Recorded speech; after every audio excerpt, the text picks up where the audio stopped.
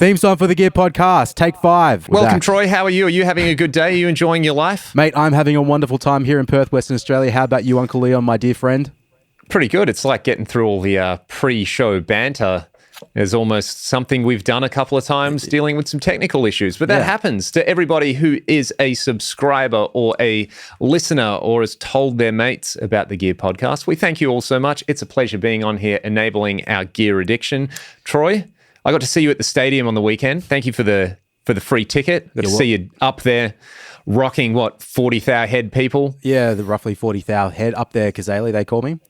Up there, Kazali, Troy Naberband, the Docker Rocker. Hey, really quickly, is there now a Docker Quokka as well? Yeah, there's a Docker Quokka, and what's his name? I think there's a... Because I saw a man in a Quokka suit. An oversized Quokka suit on the ground, and I was like, why don't they just call them the Fremantle Quokkas, you know? The Docker's name hasn't done them any good, so just rebrand. What's a Rottnest? Rebrand. We'll call them the Rottnest Quokkas. Exactly. Put the training facilities on Rotto. They'll love it. You know the Bali football team, the Geckos? The Bali Geckos? Yeah, yep.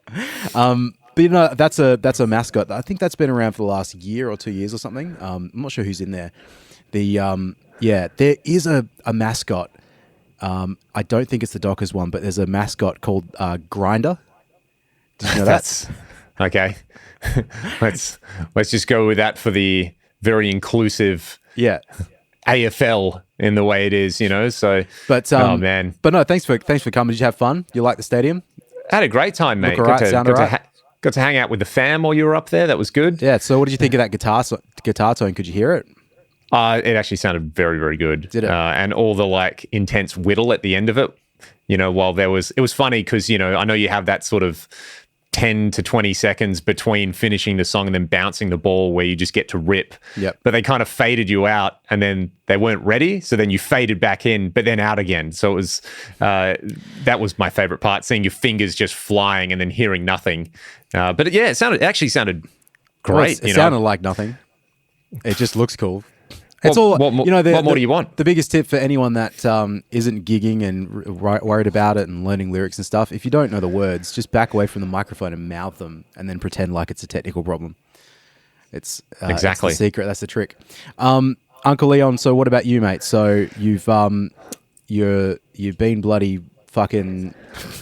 I've been dead. You've been according dead? to the newspaper. So yeah, that was quite a headline, and you know, I got some nice messages from people checking that I was not in fact dead because I am not in fact dead, and as far as I'm aware, I haven't been dead yet. So trying to keep it that way a bit longer, mate. Credit to the boys, you know, just keeping myself, you know, out on the field. Unlike Fifey or the entire Eagles squad. Yep. Nevertheless, had a couple of gigs.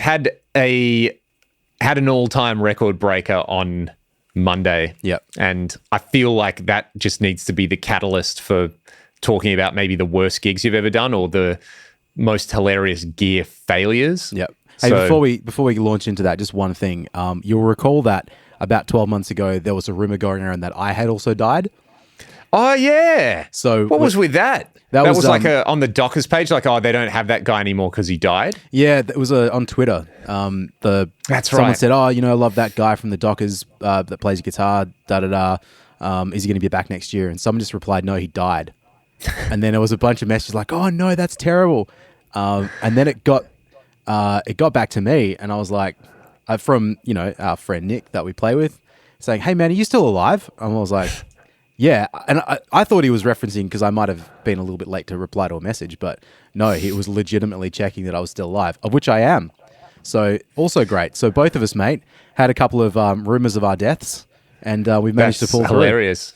But we're still here doing the Gear Podcast. Hey, again, thank you to everybody enjoying the Gear Podcast. Yeah, one other thing, mate. Just I've had a couple of weeks where I've been a couple of months. It's mostly because of this podcast.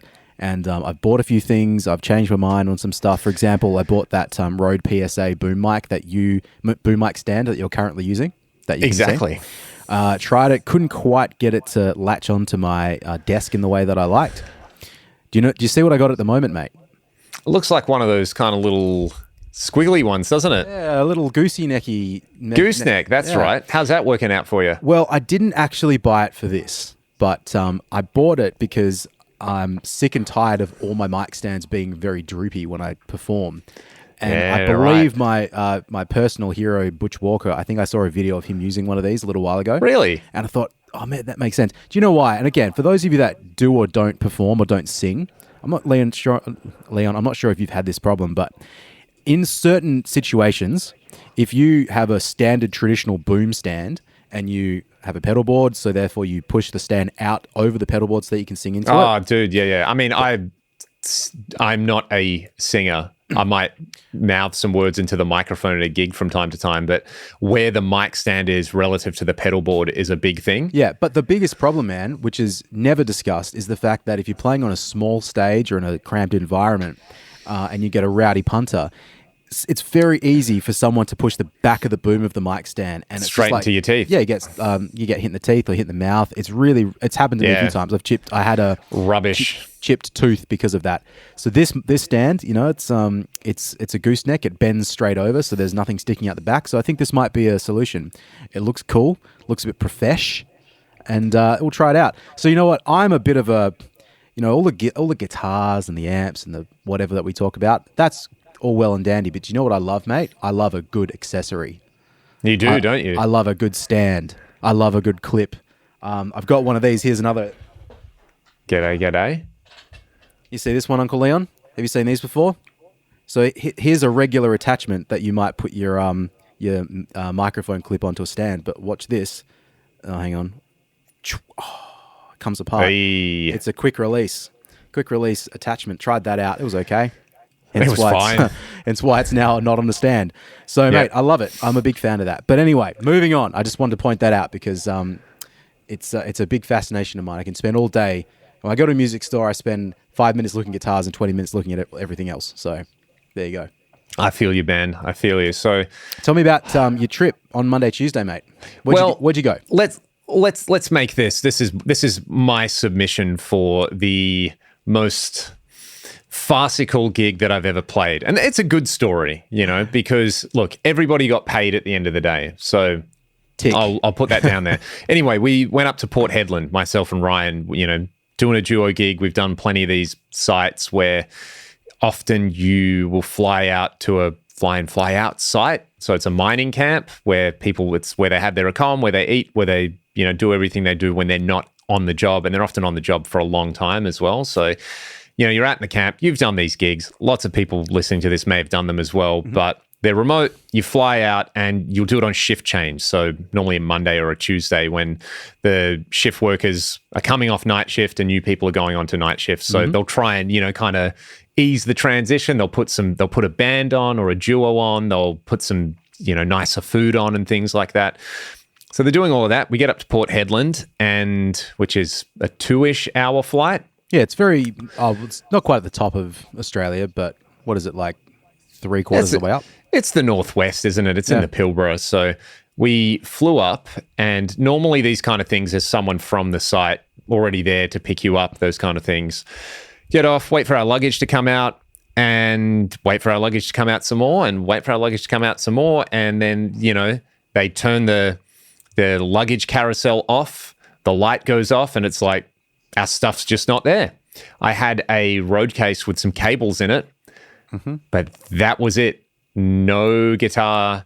We had to fly speakers up because they didn't have anything on site. So no speaker, no guitar, and no lift.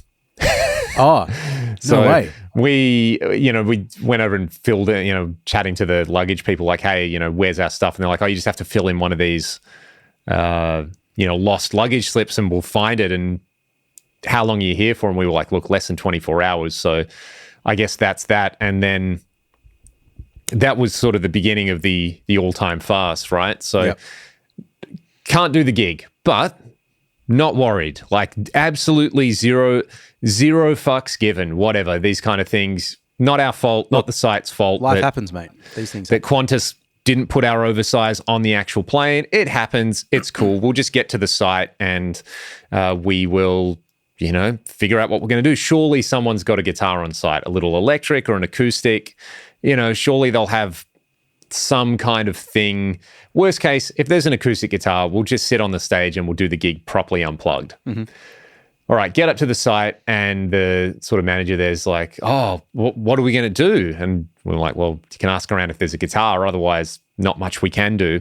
So they asked around a little bit, and keep in mind we're meant to start at 6, and this is about 4:35 now that we actually get there. So cutting it a bit fine, mate. And they come out and they say, look, we have a powered speaker, but it's one of those like all-in-one karaoke speakers.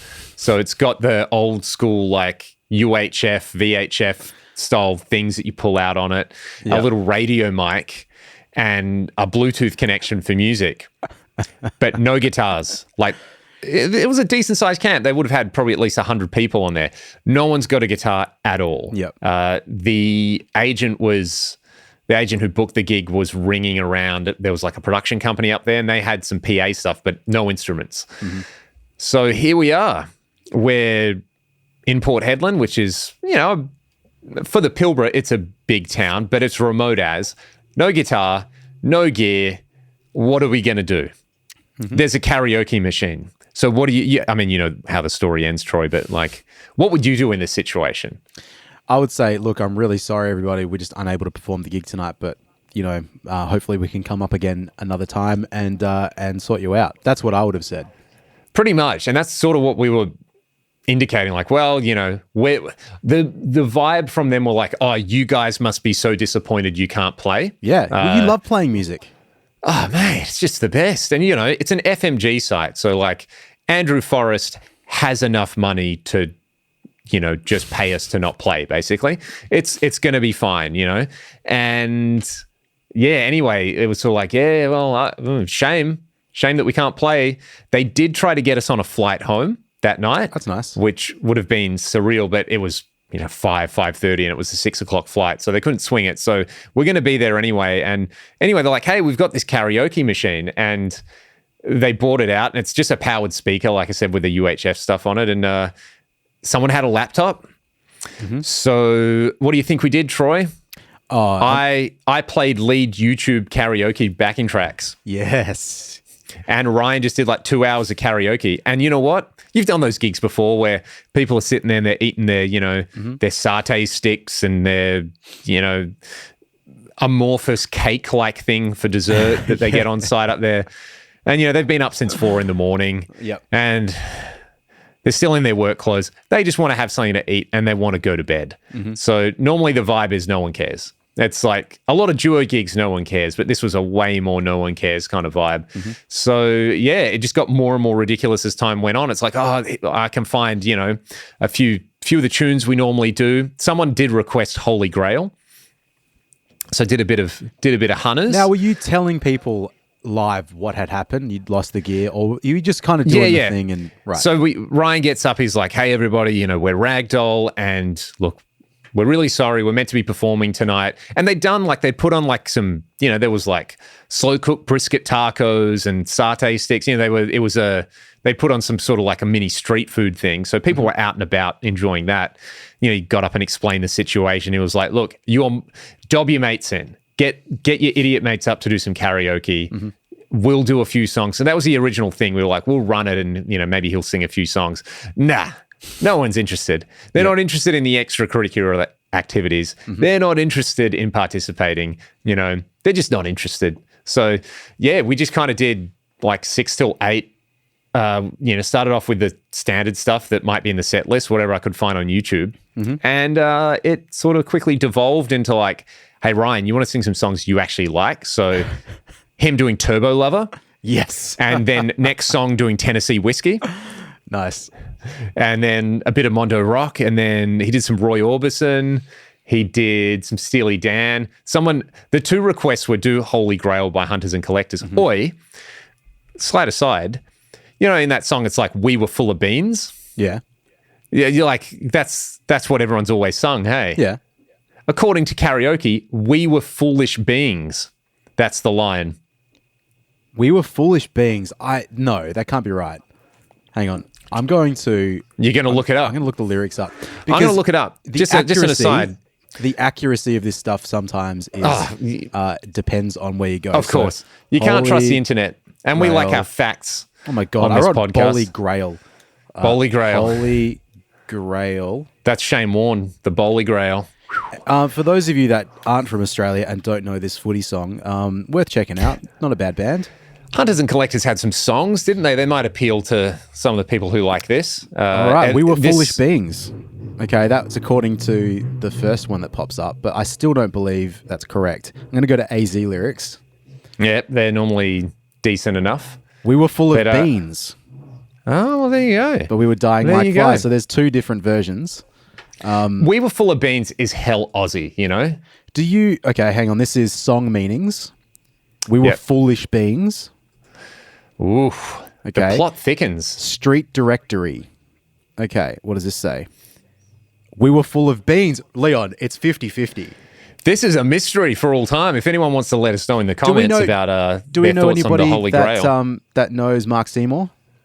Can we get that, like, do we have a direct line? I feel like there'd have to be someone, you know, who would know Mark.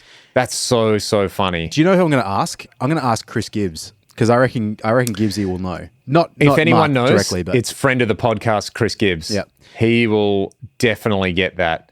And if you, alrighty, well, moving along, you know, the set list went from that to, I think he did some U2. I think he did some, oh man, there was some more George Jones and some old country stuff. And he said he had a great time. He was like, oh, I'm actually singing songs that I like. So, yeah, you know, what a novel idea. Did you have any moments of, we should maybe learn this song and add it into the set? Yeah, there were a few. When's the last time the Ragdoll cover set has been updated? Oh, not too long ago. We learned a few new songs at the start of the year. Oh yeah. I think it was more like, oh yeah, this kind of goes like this. Mm-hmm.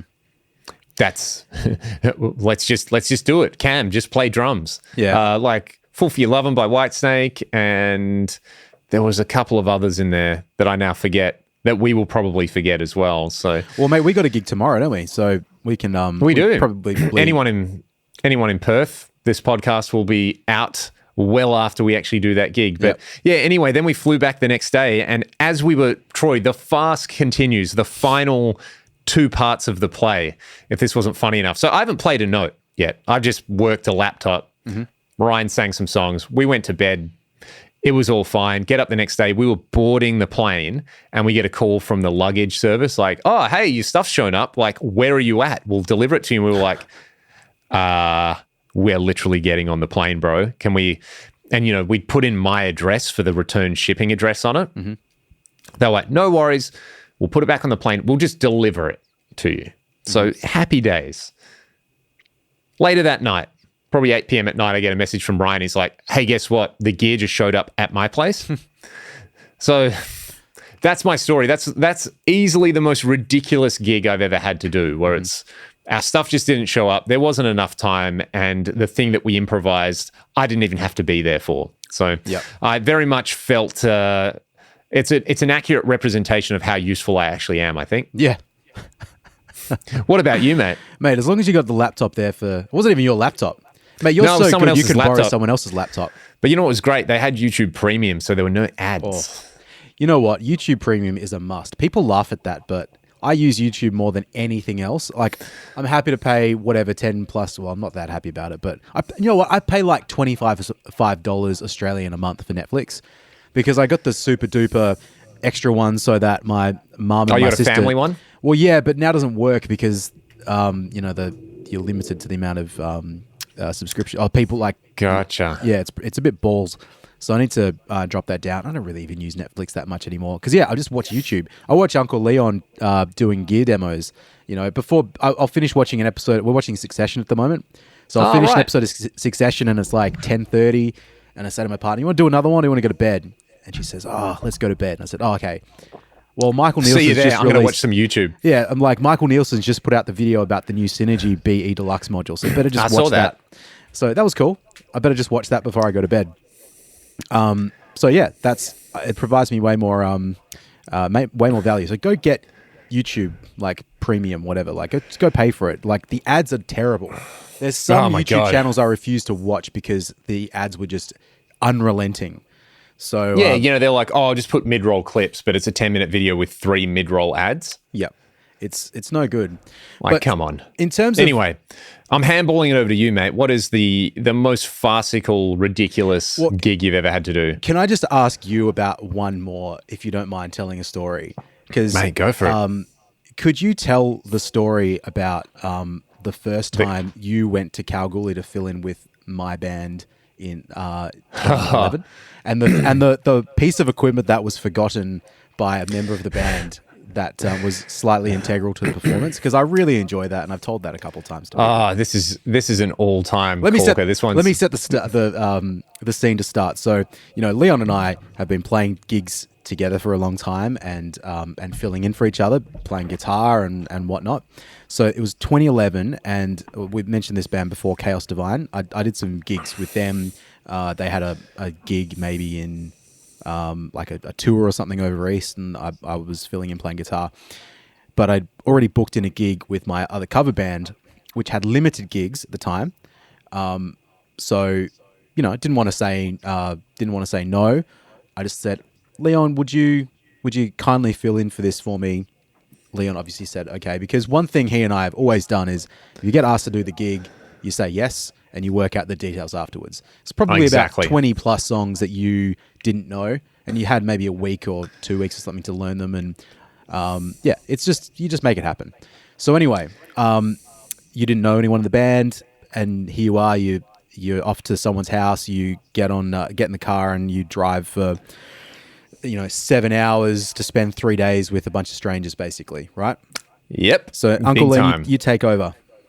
So I do remember they had a fill-in bass player that week as well to compound the unfamiliarity, and I had to go pick the bass player up who was down in like Warnbro, or I don't know why I had to go pick them up.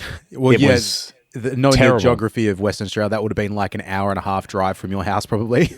Yeah, exactly. So I've got to go all this way to pick up someone I've never met and they've never met. And then this person's like, oh yeah, by the way, I don't have my license. So you're just going to have to drive the whole way.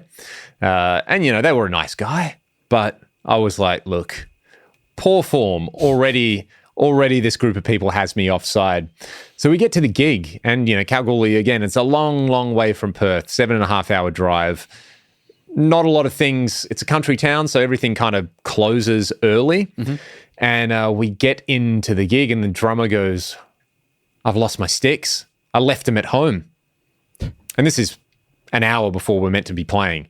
So someone I've never met, just some dude to me, at the time, it's like, oh yeah, I don't have any sticks. What are we going to do? And I'm just like laughing, like, well, this is unbelievable. What are you going to do? Play drums with your hands? Mm-hmm. That's not going to sound good. And the solution that they came to was the music store there was closed.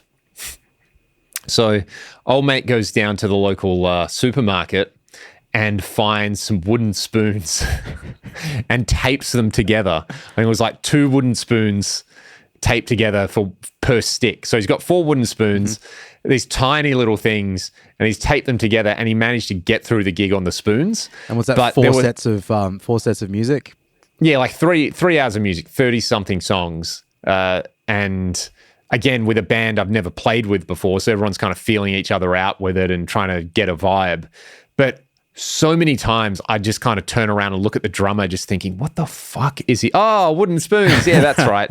So I just thought he was a really, really soft hitter. Mm-hmm. But yeah, he was trying to make these spoons last through the gig. So, and the next day he went to the music store and bought some sticks, and the rest of the gig was fine. That was kind of our paid spoon rehearsal. So that one's up there. I'm trying to think if there's any other just hilarious ones like that before I totally throw it over to you. But there's been a few gigs that it's when you do a lot of gigs, you're bound to have a few like this where the thing, you show up and it's like, cool, I've got everything except that one bag. Oh, yeah, exactly. To continue the Kalgoorlie one, I've done gigs with you where we've driven 7 hours and get to the gig and it's like, I don't have a bass amp.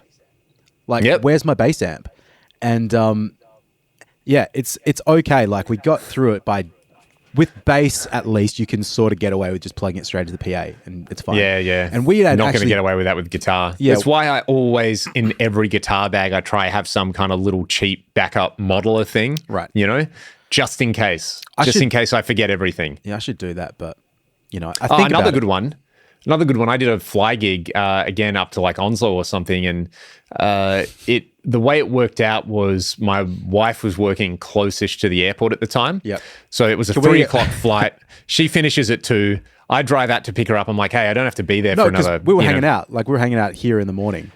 That's right. Yeah. Anyway, I've got my AX8 at the time with me in a bag. And, mate, because what happened is, we're hanging out here at the studio. The airport's not too far from here. Your wife's not working too far from here. That's all sweet.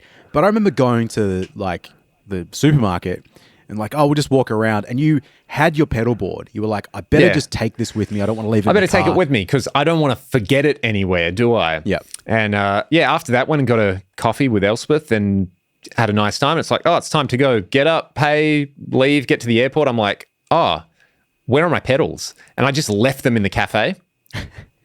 And there was absolutely no way she was going to be able to drive back, get them, and bring them back. So I did the gig on a Fender Mustang modeling app, and it was totally fine. Of course. Just guitar straight in. I think I just did it old school. That thing was actually not too bad. So that was a good one. Do you want to tell the story about what happened to the bass player? And should you say who the bass player is? Because it's also quite funny, or shall they remain nameless? Maybe they'll remain nameless to preserve their immaculate reputation. I was actually thinking we should get this person on, though, because that would be very interesting to chat to. Oh, my God. Yeah. Absolutely. So I'm feeling like a big dumb idiot and get to the gig and the bass player's there and he's eating a meat pie and drinking a chalky milk. I'm like, hey, man, what's going on? He's like, yeah, not too bad, bro. How you been? I'm like, oh, yeah, I just realized that I left my pedal board at a cafe. So, I've only got my guitar. I'm a bit bummed about that. I feel a bit silly. He goes, oh, yeah. Hey, do you reckon they're going to have spare bass guitars up at this thing? I'm like, why? It's like, because I didn't bring a bass. Because it was one of those things where you had to like freight your equipment up separately. So he just didn't get his bass to the freight company in time and still just showed up to the airport. And they had one of those Ibanez sound gear, like the cheapest Ibanez bass, and it still had the little like suggested settings on it, and one of them, the suggested setting was labeled slap. So we all found that hilarious. So yeah, it was like cheap sound gear bass into some bass amp thing, or maybe even DI, and then Fender Mustang, and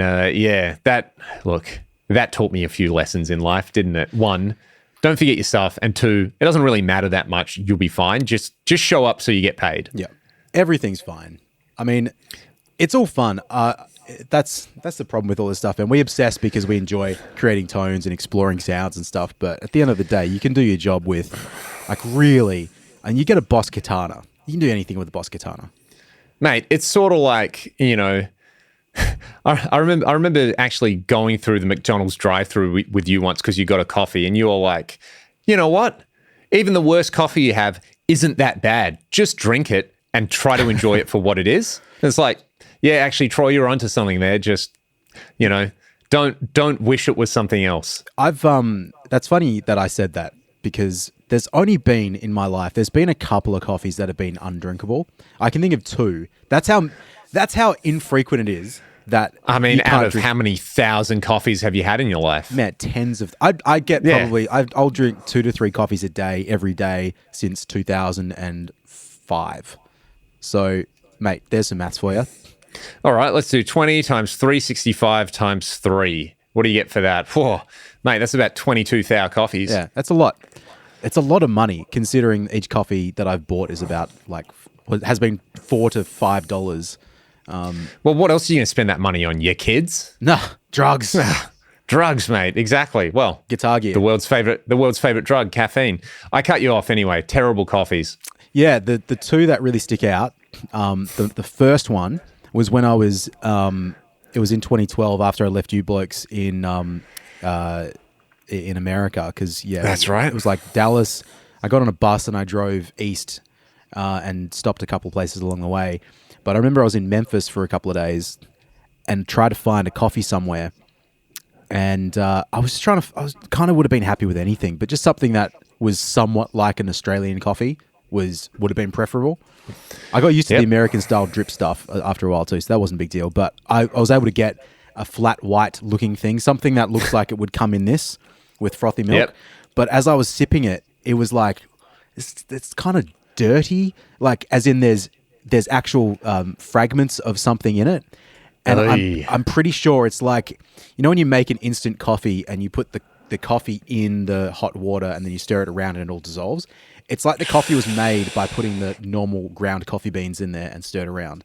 And I tried really hard because even when, you know, I was drinking the coffee in the place and I don't want to be rude about it.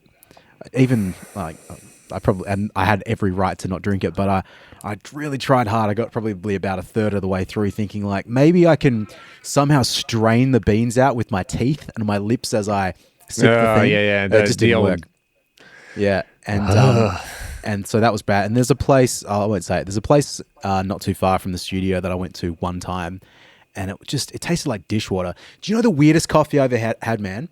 Was when we flew into Vegas in like 2015, and it was, I think, from Texas, where we almost missed the flight because we were all eating Whataburger and doing Mad Libs, and then all very like slowly made our way to the not the terminal, whatever it is, like where you get on the plane. That belongs in the pantheon of hilarious things that have happened. Yeah, but anyway, when we got into Vegas. There was it the Coffee Bean? That's a place over there, isn't it? Coffee Bean, yeah. I prefer Coffee Bean to Starbucks personally. Well, I had a Coffee Bean coffee, and I remember I had some chewing gum, and I had the chewing gum, and I was like, I'll spit that out. Then I was drinking the coffee, and as I was drinking this thing, I'm like, man, this coffee tastes like dishwater. I couldn't believe it tasted the way it did. I'd never had anything like it in my life. So, and again, I tried to pursue it, and I think we got on a little shuttle bus, and I was, with you guys. And I was saying, this is the worst thing of it. Like, I can't believe you could serve this up. But what had happened is I'd put my chewing gum on the lid of the coffee cup, like here. And so as I'm sipping it, I was smelling the chewing gum, and like that mixture was just horrendous. So I took the chewy off. And I was like, oh, this is actually fine. So that was operator error. I didn't know you could have operator error when it came to drinking a coffee, but I did. When it came to food and drink. Yeah. Well, apparently you can. Another, before I let you tell your favorite farcical story, there's a gig which has entered the pantheon of greats that we like to call Piss Week in the Park. Yeah. And it was, where were we? Coolgardie. And it was one of those. Day. Yeah, Coolgardie Day in Coolgardie. So one of those community events, and we got booked to do 6 almost sets. 10 years ago, man. That was almost 2 years ago. 10 years ago. Mental. And, we did it because it was really, really good money. Yep. And 6 sets, we were meant to be there all day. And it's one of those things where it's like, like some show rides and some hot dog stands and all this, they get the kids out, get the families out, and it just kind of like rained on and off for the whole day. So there were several times where we'd move our stuff out onto the little outdoor stage, set it up. As we were about to play, it would start raining and we'd have to pull it all off again. I just remember that happening multiple times. Yeah, it was tough, man. And also the sound guy referring to the kick drum as the kicker. Yeah. That's where that one comes from. So, well, we did that gig. Coolgardie's like 30, 40 minutes outside of Kalgoorlie. So we drove to Kalgoorlie, played Friday, Saturday night at one of the pubs there. And then I think we stayed at a different accommodation. Yeah, they put us up in Coolgardie. Yep. Yeah, and then we had to be at soundcheck at like 8 o'clock in the morning. Well, I think we'd finished the gig the night before. That's about right. 1. It was so early. Yeah, and then we we went to the gig, but I think we ended up playing 2.5 to 3 sets out of 6 over from like an 11. It was a joke. From 11 o'clock in the morning. The gig would have finished in theory about 5, with again us playing in between a lot, but it got rained out so many times, didn't happen. But then we got in the car at about, I want to say 3 o'clock in the afternoon. We played one more set. Getting out of there. And yeah, we smashed it back and got back to Perth about like 8, 9 o'clock at night. So yeah, there was some, there's been some gigs, you and I, you guys have done way more of the crazy stuff. I've been there for a few of them, but I think you guys have a greater catalog of just crazy stuff. And the big long drives, because I think when you're younger as well, and you feel a bit more invincible. The idea of driving, like finishing a gig at 1 o'clock in the morning and driving for like 6 hours to get home feels like kind of rock and roll, but no way do I do that stuff anymore. Well, actually, that's not true. I did it about 2 years ago. We did it 2 years ago. Yeah. When we played out in, where was that? What was that gig? It was Needle Up. Yeah, Needle Up. Southeast. That was a big one. 5-hour drive, and then we had to leave at 5 o'clock in the morning so that I could get back and play the Dockers game on the Sunday. But at least it wasn't leaving after the gig. It was early mornings, and Uncle Leon, I think you did most of the drive. Did you fall off the stage at that gig as well? Yeah, I did. Yeah. I actually kind of hurt myself as well. I threw something out. Yeah, it was because it was hay bales and the stage, and I think I just like where I stepped. Yep. It was enough to be like, okay, I'm fine, but also, I wouldn't want to do that a second time because that was quite uncomfortable. Yeah, man. I think you probably heard this story, but my partner Amy, she is a dancer, and she spent about 3 years touring with Empire of the Sun as one of the backing dancers. And Leon, obviously, you know that, but for all of our listeners, so Amy's done like the biggest gigs of anybody that we know. She is the rock star. I've come close because one of the Dockers games last year was like 58,000 or something, so that was pretty big. But I think Amy's one topped out at about 80,000. Maybe it was Poland or Chile or somewhere like that. But she did quite a few, and she's done like Coachella. She's played, the Sydney Opera House. She's done some like big gigs, but I believe it was a festival in South America, and I remember she told me this at the time, but she fell like 3 meters off a stage during the performance, or maybe 2 meters off a stage, and just managed to land on a bunch of cables, like a big roll of cables or something. So Amy, being the like professional, diligent person that she is, she's like, oh no, I'm ruining the show by not being there. So she managed to like find her way out of the like underneath this stage and got back up on and managed to continue the performance, and she was okay. But there's a lot of situations where that's let's stop the gig. Like, I mean, you never know what can happen, like falling that far. It's a bit of a Maud Flanders situation. Yeah, exactly. That's a good reference. So man, what about like gear malfunctions? Gear malfunctions, man, I think for the most part, as a player, I've been pretty good. I've got some other like gig fails that I think are really funny that I might talk about. Have you had anything live, like anything literally blow up mid-gig? When I was, this was back when I was in high school. I did a school concert, and someone was walking behind the stage, and my Marshall was on a quad box on a stage, and it fell. It would have been 3 or 4 meters straight back while it was on and plugged in. Yep. And I just remember being like, well, this thing's going to be dead. And the speaker cable was busted on it. But I plugged it back in and it worked fine. It's worked fine ever since. So that's probably the one really funny one that I can think of. And that was the TSL, wasn't it? Yeah, maybe that's why that amp sounds bad. Yeah. Mate, who cares if it sounds bad if you can literally drop it 4 meters off a stage and it still works? That's exactly. That says something about it. People still have to complain about that. Other than that, in terms of like guitars, I do remember doing the New Year's gig we did up in Broome a while ago, going to play the solo in Sweet Child of Mine, and whether it was the weather or just the way I hadn't like, kind of put the string on properly, you got to do that higher bend at the start of the last solo, and the string just went like massively detuned. So that I always remember being like, here it is, this is the moment, and it was very anticlimactic. How many songs do you reckon you have performed with a or multiple broken strings at a gig? Oh man, hundreds. Yeah. No, but like it happens at a point in the gig. Would you? And you just keep going. Yeah. Would you keep going for like the rest of the set, or like? I normally try to keep going. Mm-hmm. I have learnt the hard way though. You can get away breaking the high E. Mm-hmm. Totally fine. Doesn't really matter. For most gigs, the B string, it's not the best one to break. The G is actually generally pretty fine because you can still play like most open chords without it. Mm-hmm. The D string, mate, that's the worst one to break. You can't do it. You can't break the D string. It all goes out. The low, I'd rather break the low E than break the D. The A is pretty bad as well. But yeah, I've had, plenty of gigs where I've done that. And normally it's because I'm too lazy. I'm like, I'll get another gig out of this set of strings. And halfway through Jesse's Girl or something, you break the D string and you're like, well, this is no good. Well, I don't really change the strings on my guitars very often. Like I don't really play that much. I might play acoustic tomorrow for that gig. That's probably going to be appropriate for that. For that thing. But I oftentimes when I was playing a lot of acoustic guitar, because I use the Elixir strings and they last. They're great. I would go months, like 3 to 6 months, legit. Sometimes more, or maybe 7 months on the same set of strings, doing 2 to 3 gigs a week. Yeah. Because they wouldn't break, they work, but they sound.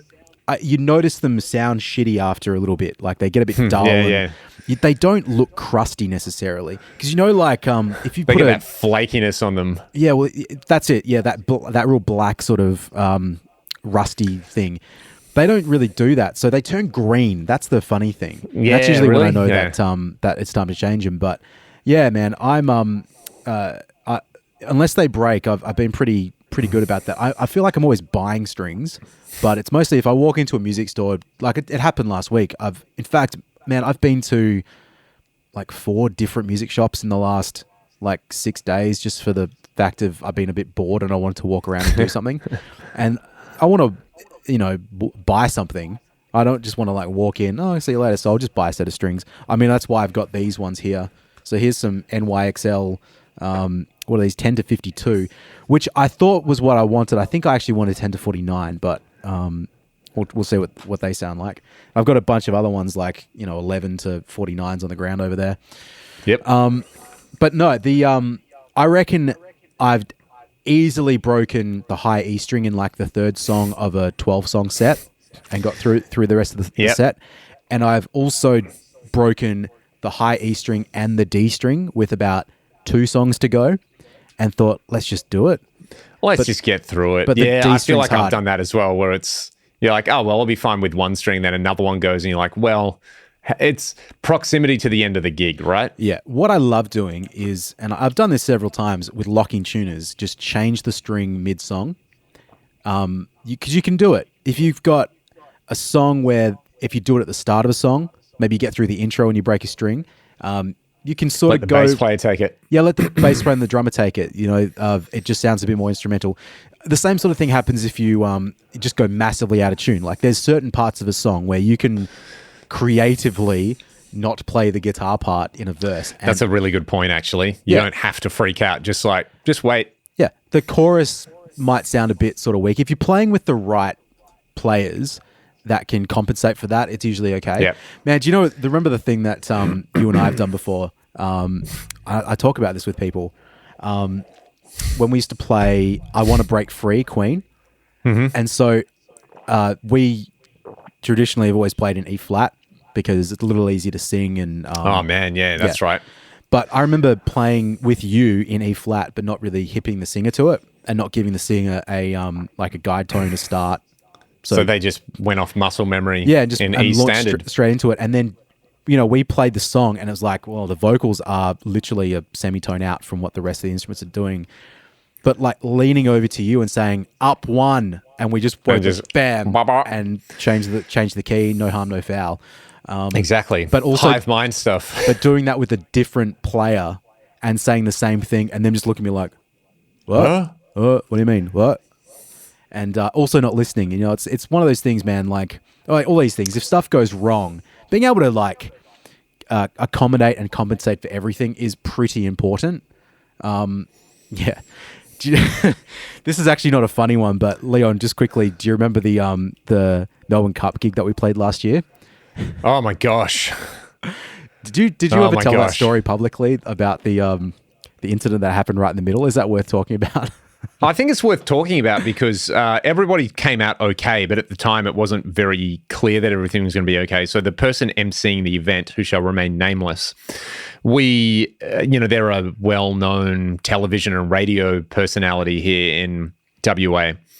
And so we're playing we're playing at the Crown, the big casino sort of place. Yeah, and it's our version of the Kentucky Derby, right? So it's a big day. Everyone gets on the sauce. And we had noted that this MC, he just wanted to insert himself into the narrative the whole time he was MCing. You know, it was something about the horses. And yeah, that reminds me of me when I went and did this thing. And it's like, yeah, he likes talking about himself and getting involved, doesn't he?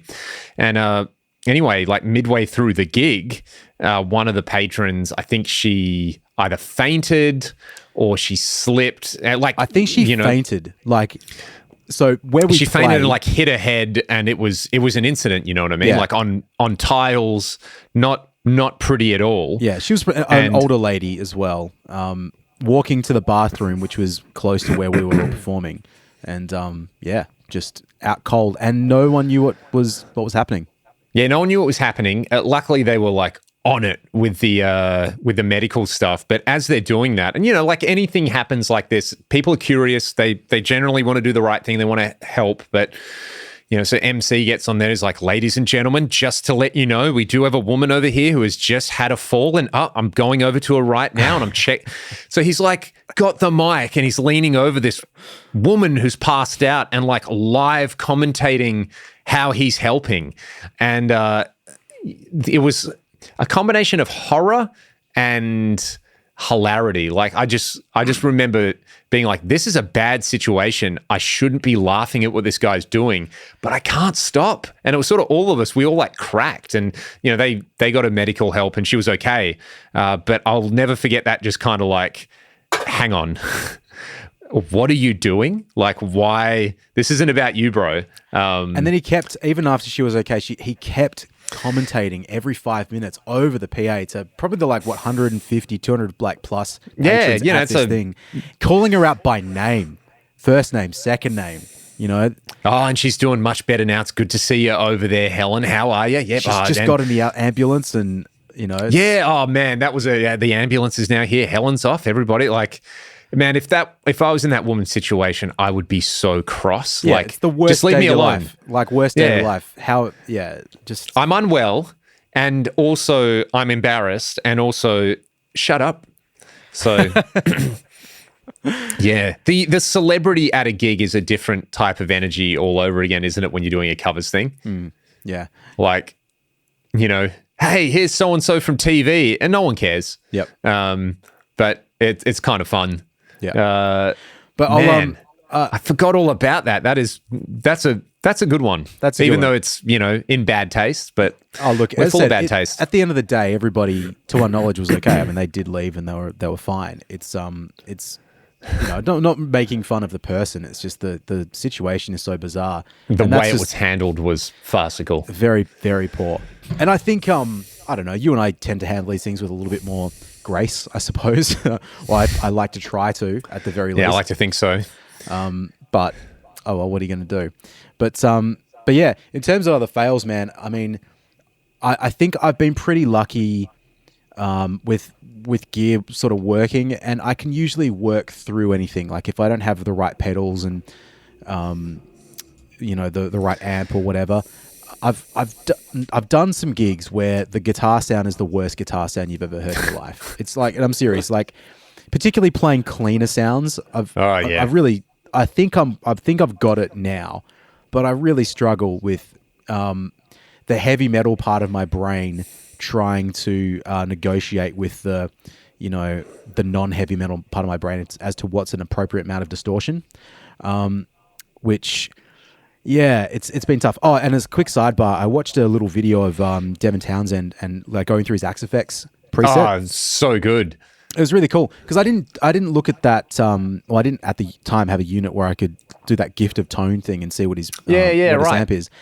But like, it was interesting to hear the amount of distortion that he has set up on those amps because it's like furious. It's furious, and it's wet with reverb and delay and everything else. But like listening to it, I don't know if I'd really like listen to the tone that carefully in isolation like that with him just demonstrating it, because it's actually pretty clear. Like, yeah, the amount of reverb that he's got on there is like huge, but it just doesn't have any bottom end in it. It's like savagely high passed, and therefore, you don't get any of that weird sort of intermodulation or whatever happening with the chords or the tuning sounding weird. It's completely appropriate and like can sound big and open and distorted. The Abbey Road trick is a great trick for a reason. Like, yeah, just high pass your reverb and have a good time. Yeah, and also the I thought it was interesting him talking about the way he voices the chords to not have too much like detail in them. It's pretty much power chords, extended power chords, maybe like with 1s and 5s over the whole guitar, and maybe like a major third, minor third sort of thing. It's like, because he plays in open C, right? Yeah, but that all makes so much sense. It's like, yeah, you can use a lot of distortion if you do that. Mate, thirds are the enemy of distortion, aren't they? Yeah, well, depending on where you put the third, I suppose. But yes, I guess, yeah. But no, I can't remember what I was going to say about that. Like, just me having terrible guitar sounds, and yeah, like plugging. I did a gig once where I think I was doing a demo video at home with the AX8, and I turned the cab sims off and forgot to turn them back on, and just did like a whole set. And I was like, man, why does this guitar sound so bad today? EQ'd it. He's actually got it sounding pretty good. And then I was like, oh, you idiot. You absolute idiot. Turned the cab sim on, and then it sounded like a guitar again. Do you know, I did an EP one time a couple of years ago, and I just got my two notes torpedo reload. Yep. Right? So this was pre having the any of the switches, so I had to manually patch the amps in, that was all fine. But so the way I had it routed is that I would have the cable out of the back of all of the 4 amps I think I had at the time, maybe 5 amps, and just have the loose tails, and then I would plug that into the input of the the reload, and then the output, the XLR output, would come into Pro Tools. So what I had set up was, my interface at the time was a Universal Audio Apollo, like the rack mount one. Yep. So I was also at the time really loving the Friedman, the BE like plugin, the US one. That's a good one. Hey, it's a really cool plug. I did a lot of recording with it actually back sort of 6-7 years ago. It was my main amp sim. But within that plugin, it's really great because you can turn on and off any section of it, the preamp or the power amp or the cab IR. But what was really useful just when I was jamming is that I would run I would just like instantiate that plugin on the input of the Apollo, turn off the preamp and power amp, and then you could record with IR down. So anyway, I did a whole EP, and what I had done in over one of the recording sessions was I forgot to bypass that Friedman plugin, right? So I'd loaded up the Wall of Sound plugin so that I could use a cabinet IR in Pro Tools, but not realizing that I'd already put a cabinet IR on it on the recording down, right? So I was like fighting with this guitar sound for so long, like for pretty much from when I like tracked the guitars thinking, oh, this should be fine. It's pretty much the same settings as last time. And, you know, maybe I wasn't paying enough attention, or I was just kind of like, but clearly just wasn't listening. So anyway, recorded the whole thing. I go to mix and I'm like, man, I'm doing some weird EQ moves here to try and make this sound right. You know, I'm boosting lots and lots of something feels off about this. Yeah, and I'm like, I'll try some different cabinet IRs, and they all sounded like just as bad. And then I bypassed it, and I was like, oh my God, this sounds so much better. What amp did I use? This amp doesn't need a cab IR on there at all. It sounds perfect just with the speaker output. And I thought I thought I just discovered something magical. Yeah. But then part of me was also like, that's wrong, because you haven't put a cabinet IR on there. Yeah, and that's wrong. You need to put a cabinet IR on there, and you need to treat it differently. Because again, I wasn't listening. I was just kind of like doing the thing that I should be doing. And that is often not correct. Your ears will tell you. And it wasn't until I got to the middle of the mix, and I was just like, I kind of just ignored the guitars for a little bit, mix the rest of the song or the songs, and yeah, man, it was funny because like I finally twigged that some of the guitar sounds that I'd recorded over the course of this project sounded one way, and some of them sounded the other, and I was like, fucking, what's going on? That's so funny. And then I looked through the chain, and sure enough, there was the Friedman plugin, and it might have been, had been bypassed for a while, or something was turned off and on, and I worked out what had happened. And turn off the Wall of Sound, and then there you go. It was easy peasy.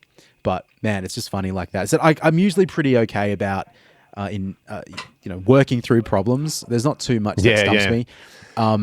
Sometimes it's just an absolute mystery. Yeah. Well, like, man, going through recording school, that gave me a pretty decent, like my lecturer was pretty hard on us in terms of the signal flow and gain structure and all sort of stuff that I still harp on about all the time.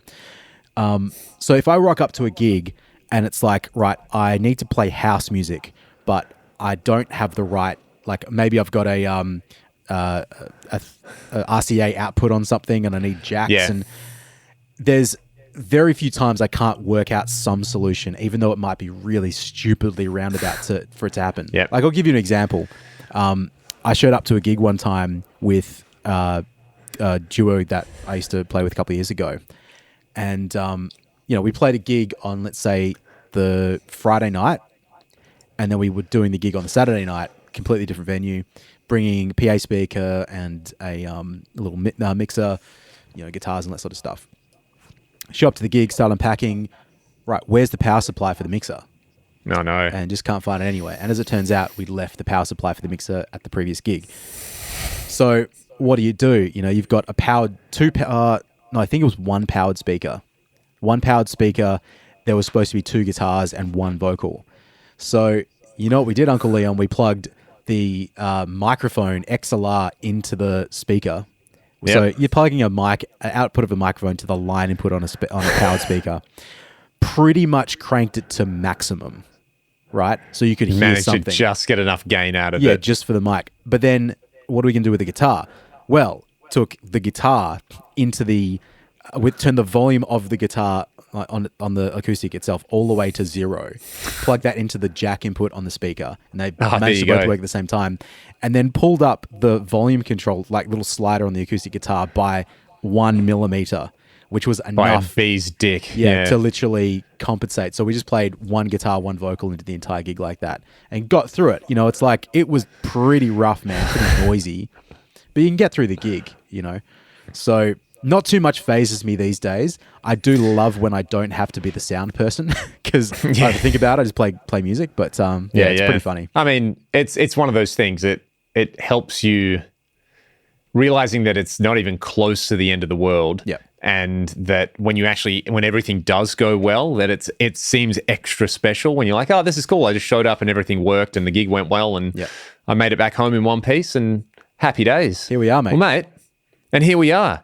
And I think that's going to be it for today, Troy. Oh, no, surely, mate.